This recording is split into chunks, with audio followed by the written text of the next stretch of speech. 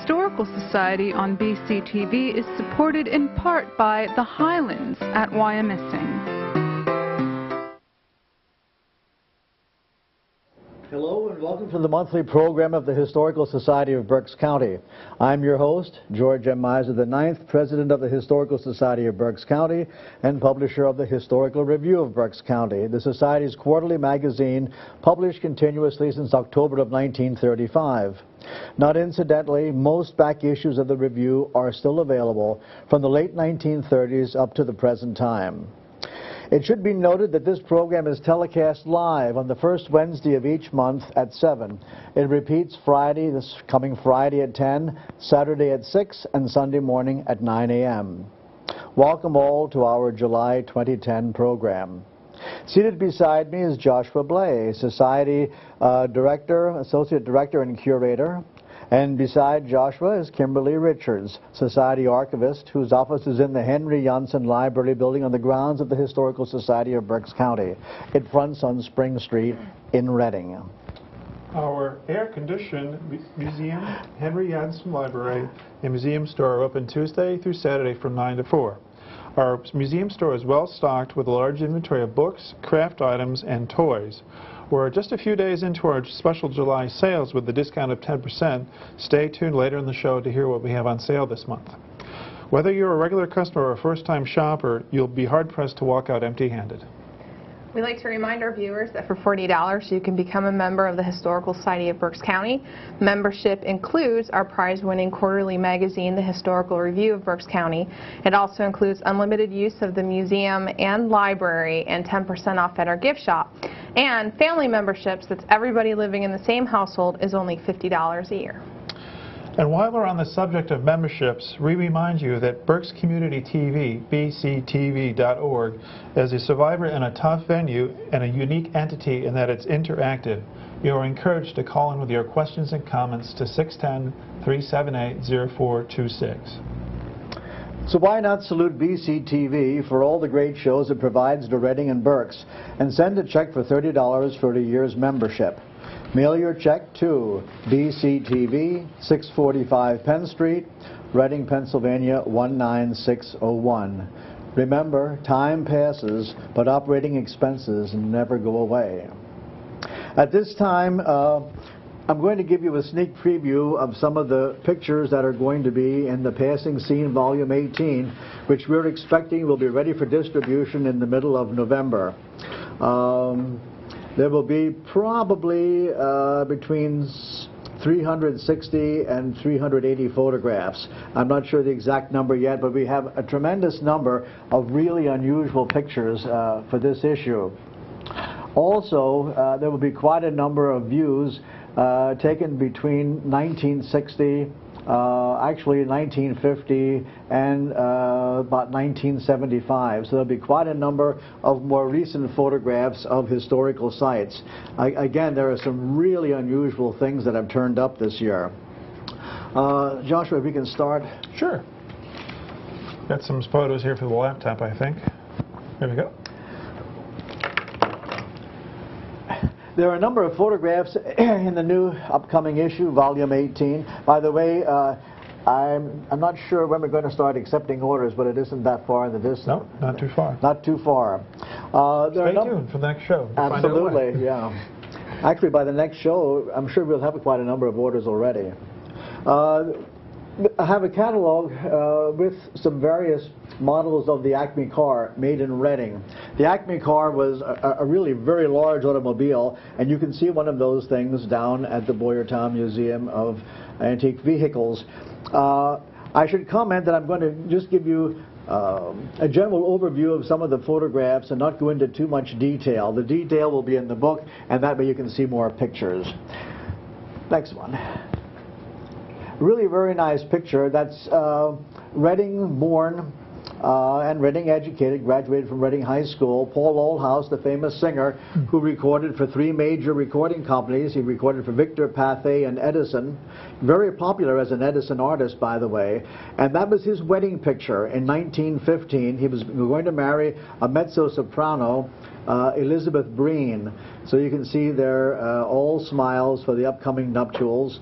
I should comment that the marriage didn't last all that long, but they certainly were happy at that point. Next.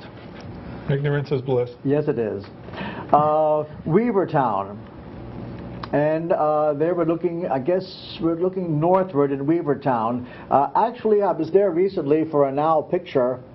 Most of the pictures in the new book will have insets with sites showing them as they appear today.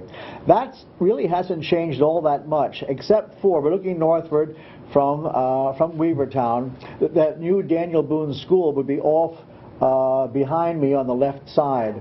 That building you see in the corner was a log structure, and it is now gone. Look at all the hitching posts. Yes. Next. This was sent to me about 2 or 3 years ago, and I found it very interesting. That is in Germany, and a fellow had written to me for information on the Reading-made Monitor steam automobile. That is a 1903 model, and as of 3 years ago, he had begun to restore the thing. It was made at 753 Cherry Street in Reading. You know, prior to 1905, there were many, many steam automobiles being driven around the city of Reading and manufactured. There were a lot of one-of-a-kind steam automobiles because fellows who worked for the P&R, many of them had a knowledge of steam and how to harness it, and they ventured out on their own and they made steam automobiles. After 1905, you began seeing more of the gasoline cars, but prior to 1905, a lot of steam cars were chugging along in the city of Reading. Next. These are very interesting. We're at Bally. We've been sort of looking northeast. Bally. There we see the Most Blessed Sacrament Church. Really a very beautiful church. Number of years ago they did some extensive work. I think they rebuilt the organ too. In the background we see the parochial school attached to the church. The next view is one that I have never seen before. That actually I haven't seen there. Notice the nuns on the right-hand side and all the students who attend that school. And the dog too. Yes, and the dog, you have good vision. And the dog too. The building had the second floor removed a number of years ago. Now, I haven't been to that site, truthfully, for a couple of years, but I know that the last time I was there, the school was still there, but reduced to a single story. Next. Interesting picture, that's Bartow. The hotel at Bartow, which the last time I visited was still in operation. There's a fellow in the front, the left-hand side, who's taking pictures there, a postcard photographer.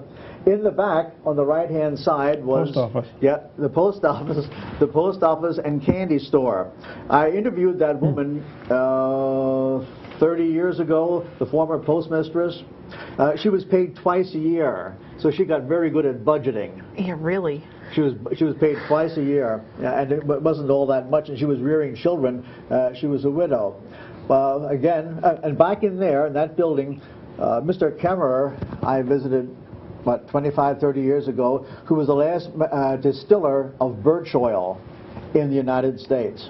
Very interesting. How I regret at this point that I didn't go with a video camera, but I didn't have one at that time. But that would have been a good process, because that was fascinating how they steamed or distilled that birch oil, had it dip into a gallon container, and 1 drop of that would be of the pure birch oil would be enough flavoring for a quart of beverage. Next. Any idea what they're doing with that piece of string there, George, before we go to the next slide?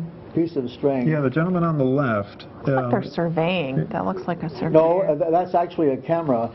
You know what? It's possible that they might have been taking one of those circuit picture, and you might have used the string. There's a piece of string that goes all the way from there over to the other. That's what it is gentleman then. on the other side. He was arcing it. Huh. Because they would stand in an arc because of the way the lens moved from left to right. It was on an arc. Huh. This appeared in one of the books once before, but I spent a lot of time going over this for the second time. That is the post office and the basket shop at the village of Basket in Ruscombe Manor, not too far from Spee's Church. When I was appointed principal of Alice's School in 1960, I drove back there. The frame house on the left was gone. and only the foundation of the stone building that you see in the right was there. I went by about a year ago to check on something, to get a general idea of the dimensions of that building, and someone sort of graded the roadway there, went over the edge of the road, and there's not a thing that you see in that picture surviving in any way, shape, or form. It's all gone. But if you look very carefully between the two buildings up near the chimney level on the one on the right-hand side, there is a sign that says Basket Post Office. That was Basket, Pennsylvania. Milton Laura was the last one. This is an interesting picture. This is taken in Bechtelsville, near the north end of Bechtelsville. Bechtelsville, as you go up that Colebrookdale line, which isn't there anymore, you would come to Eschbach Crossing and then to Bartow. But I found this location by going from a street level. This is at a really high elevation. There's like a wall along the street. And if you drive up a steep road and turn to the right, you come to the back of that thing. Building isn't there anymore. But that was, I guess, Oscar, what was his name? Hoffman, I believe, was the tombstone maker. Next picture.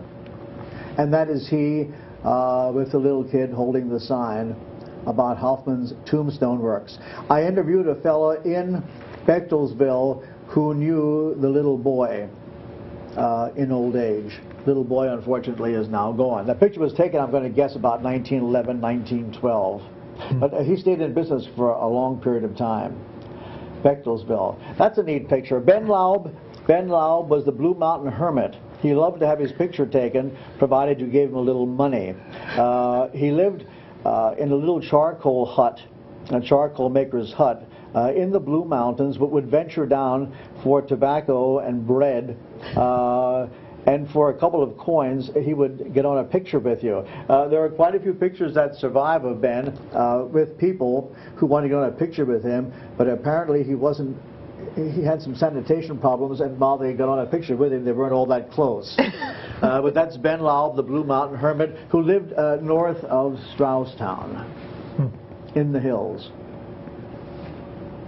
Recently, many of you people saw in the newspaper, I'm sure, the fire in Burnville, and that was really a tragedy. That building in the back was a very handsome structure.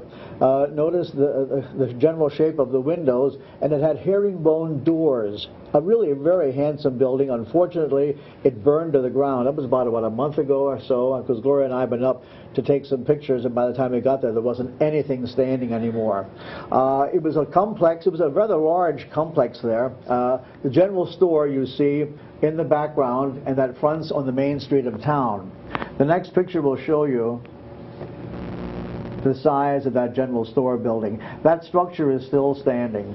But the building in the back, the two buildings in the back were damaged severely, and the one is completely gone. Because we got there, I think, 2 days later, and there was nothing there.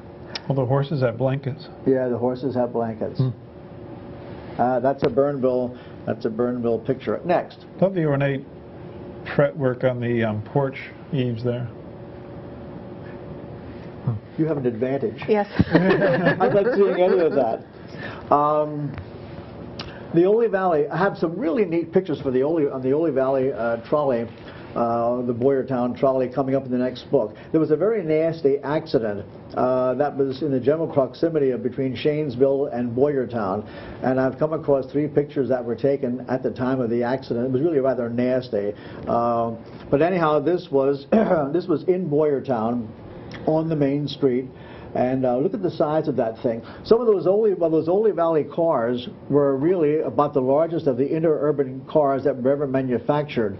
Some of them had a freight section in the back. There's a home at Limekiln, a large brick home that was built from bricks brought from Reading to Limekiln, unloaded, and that first property, the first big house to the left of the Limekiln post office, was made of bricks in 1901, brought from Reading on the trolley car.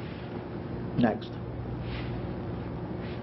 Handsome structure on the right. We're on Reading Avenue looking eastward going into, if you get on you head straight ahead on that picture, you're heading eastward, and you come to the intersection where the National Bank of Boyertown was constructed, and you have the churches up there, and D.B. Boyer's store would be on the right-hand side. But what fascinates me is this big structure on the right-hand side. That was a really ornate, huge hotel. Keystone House. Yeah, the Keystone House. The next view shows us a bit better. Oh, wow. Look at that thing. Can you imagine replicating that today? That really is a large building. Love the porches. Yeah, the porches are just Second fantastic. floor too. All that woodwork. In the days when the lead and the paint made it a bit easier. And labor was cheap. Yeah, and labor was cheap. Next one. We're going inside. And that is the bar room to the Keystone House. Again, rather ornate. That didn't stand all that terribly long. I remember of it, but it's been gone for a long time. Next. Neat picture, one-room schoolhouse on the left-hand side. Kids during recess at Trossell's School. Picture was taken in 1953, and it was on Route 568 heading down to Morgantown. That building still stands. As the case with most of the old one-room schoolhouses, it's now a residence. Where on 568? Between... So on the right-hand side, I think it's in the general proximity, although I'm not sure about this. This was lent me by someone, I think, who attended there, and I'm going to be getting back to the gentleman. He had handed this to me when we were working on volume 17. Would this be before? Would this be north or south of Route 10? Because 568 goes from Gibraltar down to Route 10, then towards that's right. Bowers, right? That's right. You know, I'm not really sure. Huh. Looks like the outhouse on the right and the left there. Oh, yes. Next. All the exterior, I meant it, yes. That's a neat picture. That's at Haynes Lock. Haynes Lock people would today be on the property of the Carpenter Steel Company. That bridge that crosses over, there's a train bridge that you see when you're going across the West Shore Bypass heading for 5th Street over on the right-hand side, and that sort of goes over the top of part of Haynes Lock. Again, the lock itself would be today on Carpenter Steel property. We have the Haynes there, Victor, Elmer, and Edwin Haynes. I believe the picture was taken about 1905. Larry Haynes lent us this picture for publication. Notice in the back, Moxie. Your Moxie side. Notice in the back, there were they had boat houses there. A lot of people kept their canoes at Haynes Lock, and they would go up and down the Schuylkill, but primarily they would go upstream. So that's a boathouse on the right in the background where you see those two gentlemen on the second floor? Those were boat houses. Huh. They had like a shelving in there. They would keep the boats stacked up. Huh. There we are. Now that's support for that railroad bridge that you see on the right-hand side. Now that was rebuilt. The newer one I think is at a higher level. I'm not sure, but that's Haynes Lock. And again, we have that's Victor, Elmer, and Edwin. Next. People who go to Pennside to Anthony's Restaurant, that is Anthony's Restaurant. No kidding. Yep, that was the Bavarian Beer Garden, let me think, put up, I guess, in 1920, it's either 23 or 32, it might have been 1932. Fred Ludwig, who was active with the Visiting Nurses Association years back, he was also involved with the lumber yard. Fred Ludwig put that up, and for a while he was chairman of the board of the Carsonia business down there. But that building still survives, although it's been added to rather considerably. And we'll stop at this one. This is a really very rare picture. That's a glass plate from about 1905. That is the only picture I have ever seen in my life showing the entire roller coaster at Carsonia Park. That was the Jackrabbit. Now, the Jackrabbit was later rebuilt as the Thunderbolt, which some of us remember, but still operating up until 1950. And the two fellows who redesigned the Jackrabbit into the Thunderbolt, did the design and the construction work of the same fellows who made the Phoenix that you can ride when you go up to Knoebels Groves. The same people, and the one fellow, of course, was from Reading, who designed that. That's an old wood coaster, right? That's an old wood coaster, correct. If Okay, it's we're going to take a little break. Pardon? If it's a glass plate, it would be a wooden roller Oh, that's true. Some of the glass wood coasters can't go upside down either because the structure can't support it. Yeah, I can't. All right. I believe it's somebody else's turn. Sure. I got a couple coming events to talk about here before we get to a little peeks at some stuff from the collection here. Coming up this Saturday, July 10th, from 11 to 3, we have our monthly open house. There I am. We have our monthly open house down at the Hindle House at 746 Center Avenue. This beautiful Victorian will be open from 11 to 3. That's fairly nicely decorated for the Independence Day weekend. And again, that's fully air conditioned as well if you're looking for some refuge from the heat. And the very shady Center Park is right across the street. Beautiful section of town. Coming up in a couple Saturdays, actually 2 weeks from this week from this coming Saturday, after the open house at the Handel on the 17th, which is also a Saturday, from noon to 3, we'll be having our second annual neighborhood block party. We're going to have some cookout, some face painting, singing, and dancers from the Liederkranz, the Latin Flair, the Praise dancers, and the Greek dancers from St. Constantine, and also the ever-popular Victorian High Wheelers will join us, and we hope to have the Reading Fire Department, depending on their schedule. Hopefully they're not responding to a call. And also the Henry Johnson Library will be closed that day as well on the 17th of July. But people were fascinated with those high wheelers last year. Oh yeah, they were the hit of the event. They go up and down. And the dogs. Yeah, that's true. Yeah. Mm-hmm. Going up, we have some really neat Victorian high wheel bicycles. I think the wheels are about 4 foot, 5 foot, maybe even 6 foot in diameter. They go up and down the street, depending on traffic, of course, but there's something else. They say it takes about a year to learn how to do it. A lot of patience and a lot of body padding. Yeah, the Penn Wheelmen used to ride those things down the Philadelphia Pike when it was dirt. Philadelphia. Can you imagine that? I can't imagine that. Not me. Our Mattabach exhibit is open until the end of the year, and we have a fantastic companion catalog to go along with that exhibit. There's some really nice, I'll open up a couple pages here, so there's some absolutely splendid gorgeous printing. Black and white photography. Guest curator Terry West took some excellent photographs. It's on for sale, $16 post-paid. It makes an excellent companion piece to the exhibit, and we just wanted to thank those that made the catalog possible, and those are Doctors Sandra and Richard Weiss, the Kutztown Area Historical Society, and anonymous donor, and also Allison DuPont for making the catalog possible. It really is a one-of-a-kind publication, and also on the back is featured one of the paintings from the collection of Daniel Rose, and you can see his silver accessories on the back there. Terry West did the photography on that.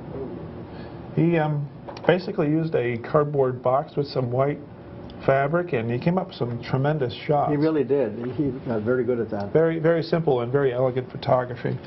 I brought along a few things from the collection. Maybe George can help you out with a little company information here. We have a lot of souvenir items from some businesses come and gone. Some that are still around. Is Yellow Taxi Company still around, George? We have a, you'll probably be able to date this based on the phone number here. Yellow Taxi, this is a, let's see if we can put these papers to the side here so we can get a close-up on that. It's from the Yellow Taxi Cab Company. There we are. Do you know anything about their history, George? I'm not too familiar with the name of the site. Is there a phone number on there? Yes, it's very close to City Hall, like 5 FR 35289. Yes, we had Yellow Cab, and we also had Charlie's Cab for quite a while. It used to be 45 cents from 5th and Penn out to the Schuylkill Avenue Bridge. We're accumulating quite a neat little history of these little souvenir items and sort of paperweights, if you will. Here's one for Penn Hardware. Penn Hardware Company, makers of locks and builders hardware from Reading, Pennsylvania. Makers of some of the most ornate hardware ever manufactured in the United States. It's a little small, it's a little hard to, maybe you can get a little close. There we go. There we are. They did those gorgeous doorknobs for girls' high school and boys' high school. Oh, they did? Okay. I think we have a doorknob. You do have. Yeah. And of course, if you bring pen hardware, you have to bring Reading hardware. Yeah. So here's Reading hardware. The harpsters. We have a couple other neat things here. I'm not familiar with American Die and Tool. Do you know where that was, George? This looks like another cigarette tray, ashtray. Something else that is also faded from history. As has all heavy manufacturing in Reading. Mm-hmm. This is kind of neat too. It's very heavy. You'd need almost a hurricane force wind to blow this away. This makes a good paperweight. It's from McIlvaine Flange in Reading here. I almost thought it was aluminum, but I don't think aluminum would be that heavy. No.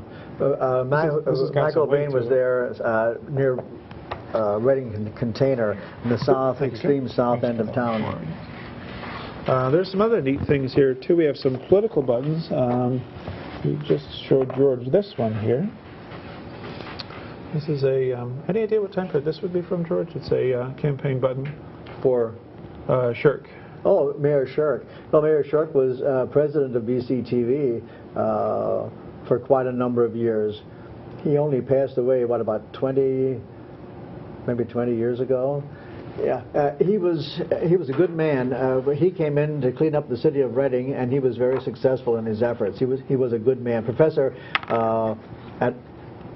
at Albright College. Take a little break right now. Hang on a second. Oh, sure. Yes. Now from words from our sponsor. You're watching the Historical Society of Berks County on hsbctv.org.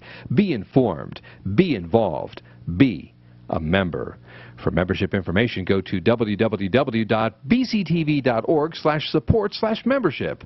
For other information on local heritage societies and local history, go to bctv.org. The Historical Society of Berks County on bctv.org is underwritten by the Highlands. To find out how you and your business can support a program on BCTV, go to bctv.org. I just have a couple more pins here. This one's going to be hard to see, but we'll see what we can do here. It took a bite out of me in the break here. So let's see if I can display it here. It's a little pin from the 175th anniversary from 1923. There we go. There's a good march from that anniversary in 1923. Let's see, and I just have one more here that we'll look at. We could look at this stuff forever. Let's see here. There's a political button here from, I believe it's from the 1936 presidential campaign, Landon Knox for the Republican Party. Yeah. We have about 2 or 3 of these.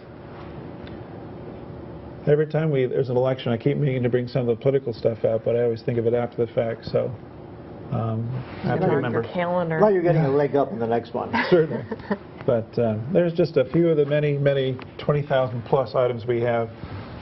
Like to bring them out from time to time, but I think Kim's got some good stuff to talk about. Well, I know she does, but enough of my blabbing. Sorry. It's okay. Okay, well, first off, we've made some changes with our research requests. Starting July 1st, we are now going to take care of everybody's envelopes and postage because there seems to be some confusion with that. Our church and cemetery record lookup requests are going to be an additional $2, so they're now going to be $7 a printout.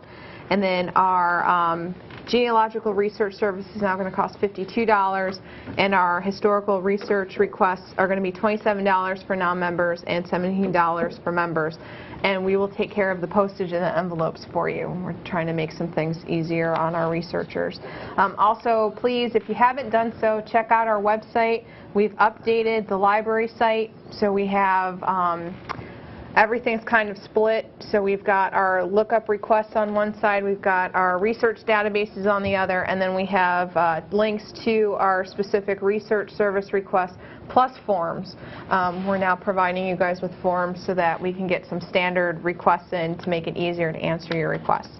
And while we're on the topic of research requests, we are getting to our busy season, so we ask that you please be patient while we perform your requests. Our email research requests, our church and cemetery record lookups, we have an estimate of about 5 days wait. Our genealogical and historic research request is about 2 weeks or less. And it could be a little bit more, it could be a little bit less, but we're still drastically faster than some of the other institutions around. But please bear with us.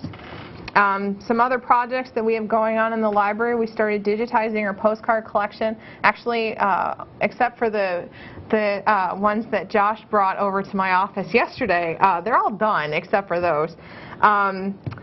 And we're right now cataloging them into our computer database. What this is going to do is now if you come in to look at postcard images, we hand you a binder and you look at photocopies.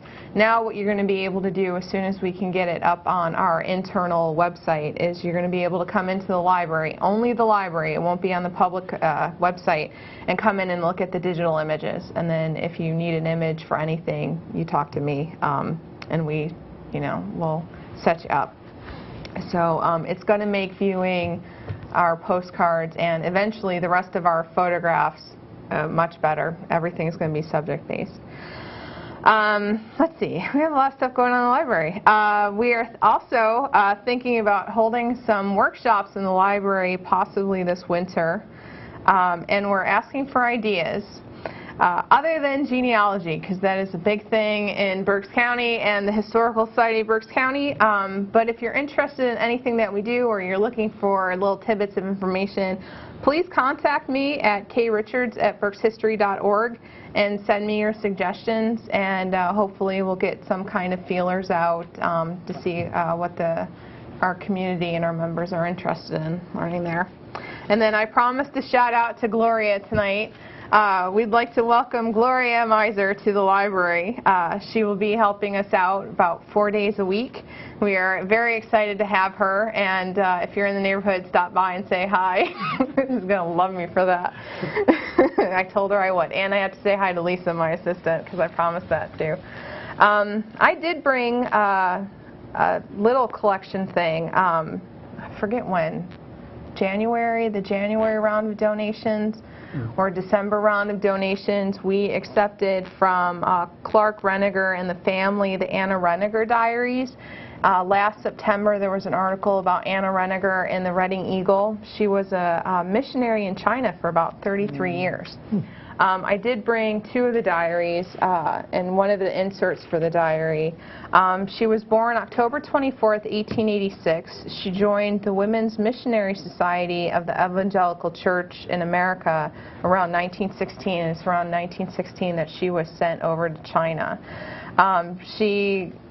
There's a thing in the Eagle that I read that she was one of the last Americans to leave in 1949 when Mao Zedong took over and started throwing people out of the country, which was kind of interesting. This is a picture of her over there when she was younger.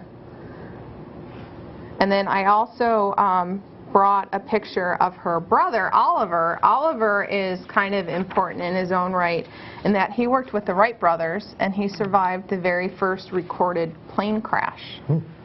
The gentleman he was with, and I don't know the name, passed away in the crash.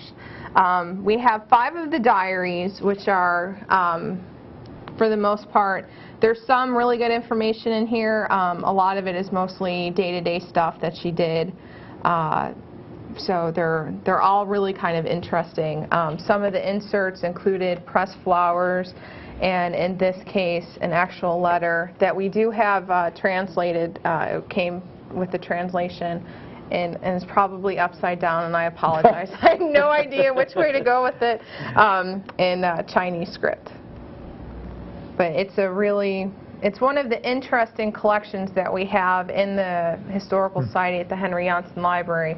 And, we're trying to make a big push that, you guys can come in, take a look at the primary sources, and use it to build up, history of Reading and Berks County.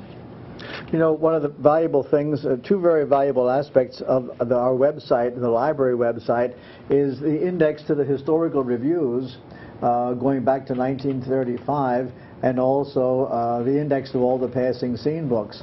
and there are thousands of index entries in the 17 volumes. And Doug Reinhardt, who does a lot of our computer work, managed to get the index, and it's combined from 1 to 17 all together, and he had that 17 incorporated into that master index in like 3 days after I gave him that list, which amazed me. So about like 2 weeks or 3 weeks before the book is released, we'll have the index up on the website. That's right. Yeah, that's really neat. He's that quick. He really is. Maybe we can see a couple more pictures. Okay, from a glass plate, the complete size of the jackrabbit. Next. How long was that from end to end? I had that in one of the books. I'm not really sure. It's been ages since I looked at. A lot. There's a Daniels car. There are, I believe, 2 Daniels cars down at Boyertown in the Automobile Museum. One is restored, and again, this goes back a couple of years, and one isn't. Huge, huge car. If I were to walk over to that car, my nose would touch the lower part of the windowsill. That is a huge automobile. People who recognize the Berkshire Country Club in Greenfields will notice that that's the Berkshire Country Club in the background. Prior to its enlargement and some of the more recent changes. But that's a ready-made Daniels car. They were made at near 3rd and Greenwich. Actually, I think the old address was given as 3rd and Lebanon Valley Railroad. Looks like one of those old copper cars. Oh, yeah. That's a big car. We have a home viewer. Yes, home viewer. Home viewer, you're on. Hello. Yes, sir. George. Yes, sir. In 1940, the State American Legion Convention was held in Reading. The lights in the stadium were dedicated at that time because that's where they held the Drum and Bugle Corps competition. Oh. That was a plaque that was on one of the poles. In the process of updating the stadium and putting phone lines in for the coaches up to the press box and all that sort of thing, that plaque was removed from one of the poles. And I have no idea where it is, but I think it belongs back on one of the poles. What was the date of that plaque? The date? Yes. It would have been the American Legion Convention, which would have been in the fall, maybe July or August of 1940. But the municipal stadium wasn't erected and dedicated until what, in the 50s? No. The stadium was in existence. It's now Shirk Stadium. But oh, you're talking about, okay, you're talking about at Albright. Yeah. Oh, okay, I'm with you now. Yeah, that was, Billy Whitman's original stadium. Part of the stone walls were still standing until about a year or 2 ago. Okay, I'm with you now. Somebody at the college should surely know where that is. I'm sure that's around someplace. Well, I thought if I spread the word through hsbctv and maybe someone from Albright can respond to that. I do know that they have an information officer. You know what I'd do? I'd call the library, because most of those librarians have a way of knowing a lot of what had gone on because of just being involved with manuscripts and whatever. Call the library sometime and ask them, does anyone there know what happened to that thing? Because surely something like that they would not have thrown away. It's around someplace. Yeah. Now you're talking about the librarian out at school. Yeah, out at Albright, yeah. At Albright. Mm-hmm. Okay. So give that a try. All right. Thank you. You're welcome. Next picture, please.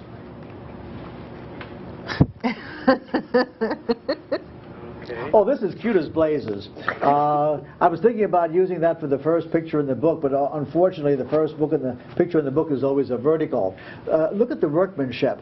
And you can see that close up, Joshua. The workmanship on that dog cart is incredible. I couldn't read, the picture was labeled, it was on a cardboard frame, and I couldn't tell whether it was Strausstown or not. It's a Berks County picture, but the pencil writing was very light and almost completely buffed off. But that building in the back, that frame building, undoubtedly is the key to where that was taken. But it's definitely a Berks County picture, and my best guess it would be in northwestern Berks. But the workmanship on that is just incredible. I wonder how they got the dog to stay up to the cart. Yeah. Great picture. I think the first picture in the next book is going to be a little kid at the Pandora Zoo, and there's a really cute picture where he's feeding one of the animals. Oh, this is a little frustrating. That's the only good old-time picture of the Earlville post office and store and hotel. That just closed, right? The Earlville the post office just closed recently, yes. And we have the ledgers. That's right, we have the ledgers. Mm-hmm. Yes, we do. And we have a last day cancellation for that. I wish they would have done a bit more trimming. Now the next picture gives you a slightly better view with the shrubbery taken away. The post office, this was taken before the post office closed, about maybe 2 months before. And I took that in November, in November of '09. And the post office was on the extreme left-hand side. At one time, more in the middle would have been the general store, and the hotel is on the right-hand side. There was a fire there a number of years ago, I think on the hotel side, but the repairs were made almost immediately. So the post office at Earlville closed. Next. Joshua, that's the depot there at Eschbach. That was on the Colebrookdale line that ran, from Pine Forge up to Bartow. Pottstown up to Bartow. Did it go to Pottstown? Yeah, that's right, sure it did. Yep. Yeah, you're right, from Pottstown to Pine Forge. That's the best picture I have of the depot. No one apparently got any closer. But that's at Eschbach. Unfortunately, you don't see the train right in the photographer's to the back of the photographer. Yeah, that's right. When you head northward on Old 100, Eschbach and Bechtelsville, Bartow are all on Old 100. And as you would be heading northward, that would lie off on the right-hand side.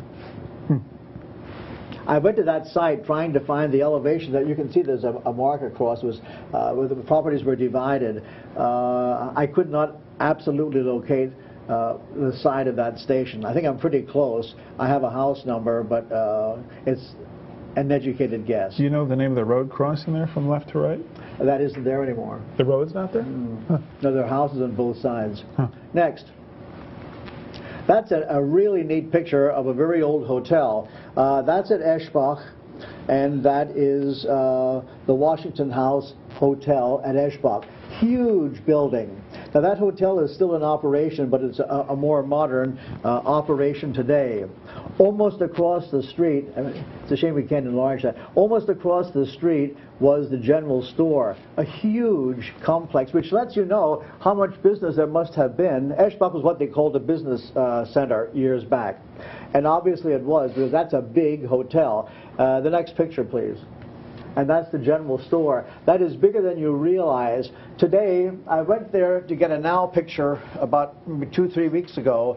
Of course, the trees are gone. The porch is gone. And now it's being turned, as we speak, into like an apartment complex. But that was really a large operation there at one time. Mm-hmm. We're in Greenwich Township to Dietrich's Mill. Dietrich's Mill, there was a fire at Dietrich's Mill not that long ago, last winter, I guess. And the location was on the road between Kutztown and Crummsville. You go to the 3 Mile House and then head up towards Crummsville. And that's ice cutting at Dietrich's Mill.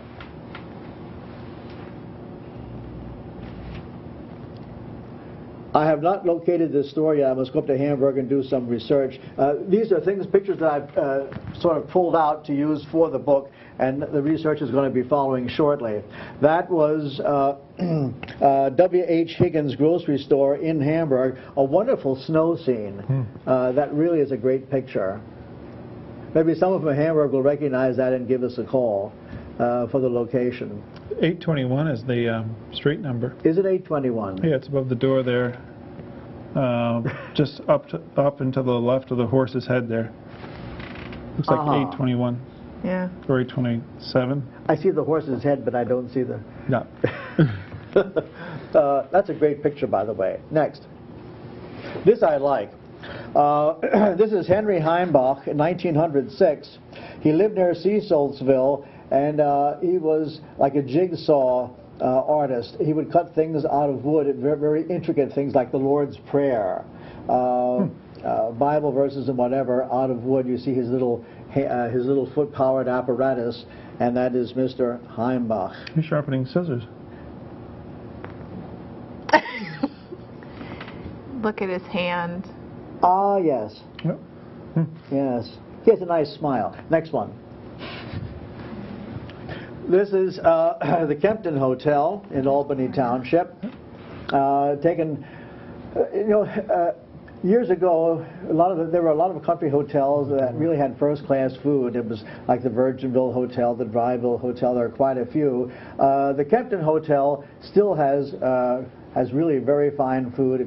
Especially over the weekend, they have a nice salad bar. I went for corn fritters, and I was astounded that the corn fritters came out with a diameter. My mother used to make them. They were about a 3-inch diameter.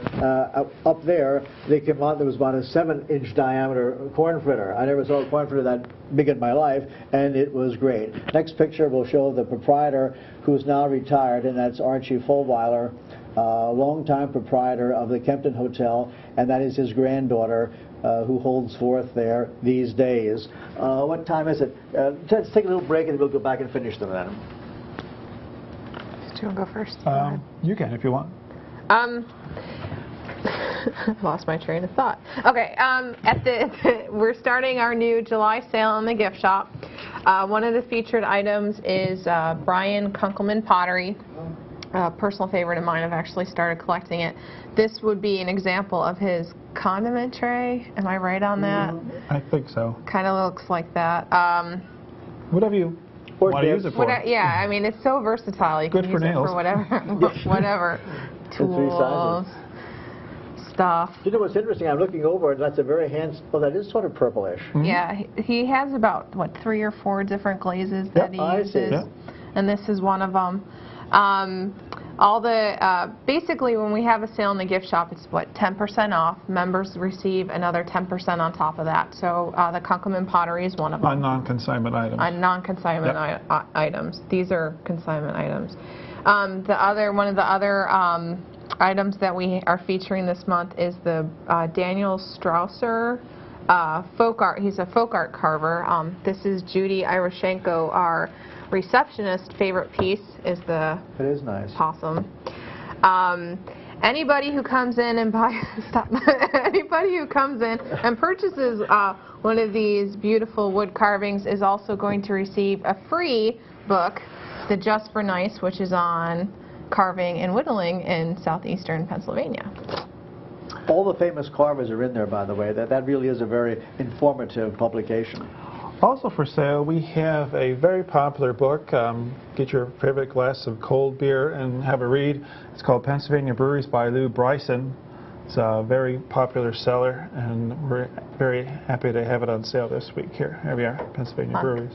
And that lists a number of Reading breweries that most people watching this program have no idea ever existed. There were 3 breweries on 7th Street years ago on South 7th. Hard to believe, but there were. That lists almost all of them that were known to exist. It's a guide of the state's 53 regional breweries, microbreweries, and brew pubs. Also for sale, we have all our unframed drawings and posters and prints, including the 3 displayed on the floor here. We have a ever-popular beer poster, which is down there. If we can get a shot of the posters on the floor at all. There we are.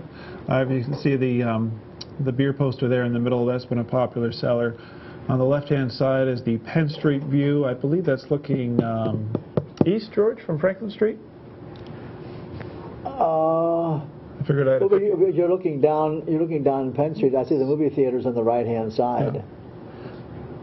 That's a takeoff on Romansky. The photograph, yeah. Romansky's photograph from about 1947. The artist backdated the photograph to include the older productions and also the streetcars as well. The photograph, there's gone to buses and the tracks aren't there at all. Right.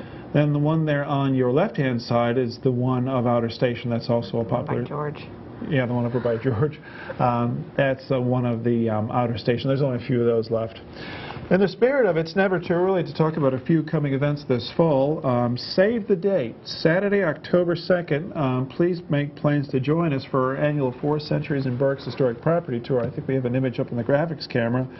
This year we're going to be up in Bern Township, so this is the first public sneak peek of some of the properties up there. Can't tell you where they are, but we're going to be having some 10 properties, 8 houses, 8 private homes, and 2 churches. We'll be exploring. Tickets will be available for sale starting after Labor Day. Stay tuned to an upcoming episode of our show here on BCTV where you can purchase them. Ticket prices, the advance price will be $22. Driving your own. Day of tour ticket prices will be $25, and we'll of course tell you in a future date where the tickets will be available for purchase. And we're also going to planning to have the tickets for sale at 2 sites of the day of tour itself. And this year George is going to join us again for the bus tour. And the bus tour always sells out fast, and that's $50 a person this year. So Saturday, October 2nd, first Saturday in October from 9 to 4. And speaking of first Saturday, seems like we've been having some problems with holidays, the property tour, what have you. So we're going to be changing our public program schedule from the first Saturday to the second Saturday. There was just too many conflicts, so to make it simple, we're going to change it all to second Saturday. And we're also going to have 2 additional months starting this fall. We're going to have a program in January. Hopefully we won't cross Mother Nature with that. We're going to have a program in January, and we're also going to be in June. June was also a little difficult as well, because June's first Saturday was usually, well, always is the same weekend as the Mid-Atlantic Air Museum. So we're going to have second Saturdays starting this September. We're already lining our programs up for the fall because we have to get our schedule set and also information all set for Judy for the members update coming out at the end of July. The fall programs this fall, we have some really nice programs coming up. Some really interesting topics, including the Beatles, which is going to be September's program, and also flying over the Himalayan hump in World War II. We had a similar program maybe about 4 or 5 years ago, and there was standing room only for that, so we're very excited to have that program again. But stay tuned to the members update on our website and George's News Bits for news of upcoming programs this fall. And remember, second Saturday. You're welcome to come visit on first Saturday, but the programs will be on the second Saturday. And I think we have a room for a few more photos, George. Okay. Are there any current events I missed, Kim? George? I don't think so. Okay. Okay. Well, let's have a few more photographs, see what we have left. Antietam Lake. Yes. They did allocate some funds, didn't they, for at least the cosmetic restoration of the gate. It's the pump house, right? Yeah. Or, yeah. The caretaker's cottage, I heard that there's gone. I think it's gone. There isn't it? Because I heard they were going to tear it down, and someone said to me, "Did you know that it's that they're tearing it down?" Now, whether he meant they are anticipating or it was in the process, I don't really know. Is it true that's only Berks County's waterfall? I heard that, even though it is man-made. At the waterfall? Well, there's one on Shelbourne Road near my house. Okay, it drops 8 feet. That's enough. Come to waterfall. You have Lake Antietam, and where you have, you have on Ohlone. There's that's true. Nice big waterfall there. And there was one over near Ole Furnace, but the state took care of that very recently. But that is an impressive location. You look at the old photographs, and that was a splendid Victorian building there. And the days when you could go out and have your picture taken, you wouldn't want to go out there these days. It's not terribly sturdy. Next. This was an amazing find. I was working on the swinging bridges of Berks County. There were 3 in Ole years ago, swinging bridges. I was on one of them that lasted until 1976 when the Township of Ole removed it. But on the way to looking for Drumheller's swinging bridge from Manatoni Road, I went back to this little dirt road, and to my great astonishment, there was that lion that used to be in front of the Farmers Hotel at 5th and Penn. Up until 1888, they had the 2 the cast iron, whatever they are, the metallic lions that we have at the Historical Society that were there. The old front door to the bank at 5th and Penn, you entered from the Penn Street side. And in 1888, when they graded Penn Street, because there was a big drop in the center of Penn Street years ago and water used to collect there, in 1888 they graded Penn Street considerably, elevating it quite a bit. Some of you people might remember, was it like 20 years ago, 15 years ago, when they tore away the sidewalks around the Sichter Hardware Complex, and we found window sills, bottoms of window sills below the sidewalk level. Those were all elevated and changed in 1888. Anyhow, in 1888, they moved those two lions that were at the top of the steps going into the bank over across the corner, and then another one was made to go between those two. So you had three lions when you entered the bank across the corner. That one sort of disappeared a number of years ago. Now the other two at the Historical Society are metallic. That is granite. And on the lion's paw on the left-hand side, I have a good picture of that, but I didn't bring it along. It says P.F. Eisenbraun Granite Works, Eagle Granite Works. And usually it said Marble Works. But anyhow, that is the missing lion, and he's a heavy son of a gun. Next. The iron ones aren't much later. I know. I'm sure. That's George Yoder's log home, which fronts on Yoder Road, and that's in Earl Township, but right near Pike and Ole in Earl Township, right on the corner. Mr. Yoder died in 1961. He was like an itinerant farmer. That was his residence. I went back there about 2 weeks ago, and there are stones lying off Yoder Road. That's Yoder Road in the foreground. In the woods, the place is completely gone. I went maybe 10, 15 years ago, and it was just about gone. Now it is completely gone, and there's like a woodsy area where that building sits. Next. I have no idea where this is. This is going to involve a road trip. It's Long Swamp. Yeah, Lower Long Swamp gas station. If anyone knows where Lower Long Swamp gas station was, please give us a call. Flying A and everything. Yeah, we'd like to know. Next. Mooresville, the general store, post office, it was right there at the Mooresville lock. The lock was right behind that building. Notice there's a store on the right-hand side. Today, that's a huge apartment complex. That is a very interesting, massively sized building at Mooresville, right where the bridge crosses in the middle of the town. Next. Misellum. Misellum Furnace was on the road between Misellum Springs and going into Shoemakersville. There on the hillside on the left-hand side was a very impressive mansion. That was torn down and replaced with a Victorian mansion. Michelle Lynch and I went looking there. The next one. That took its place. They tore down that one place, and the remains of Misellum Furnace can still be seen. When you go through the village, there's a grist mill, very obvious along the main street. Across the road, on the same side of the creek, are the remains. Oh. Okay, we didn't get to the Ole swinging bridges.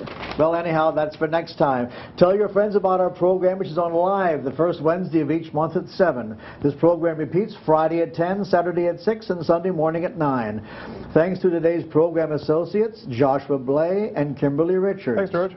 Thank you. I'm George M. Miser IX, your host, and a 51-year-old try that again. A 51-year member of the Historical Society of Berks County. We look forward to having you join us again on the first Wednesday in August. Thanks for watching.